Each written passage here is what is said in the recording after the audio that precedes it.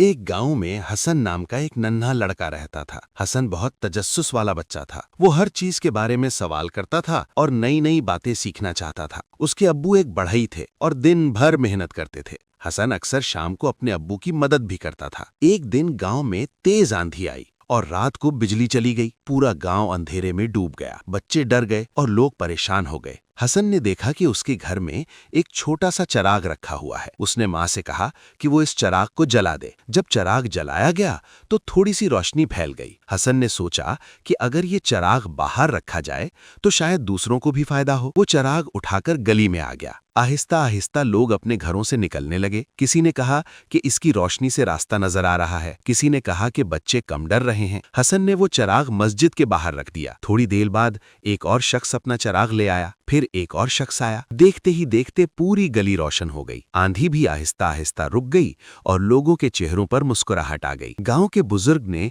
हसन के सर पर हाथ रखा और कहा, तुमने साबित कर दिया कि एक छोटी सी नेकी भी बड़ी तब्दीली ला सकती है। हसन मुस्कुरा दिया। उसे समझ आ गया कि रोशनी फैलाने के लिए बड़े चिराग की नहीं बल्कि अच्छे दिल की जरूरत होती है। छोटी सी नेकी भी अंधेरों को खत्म कर सकती है।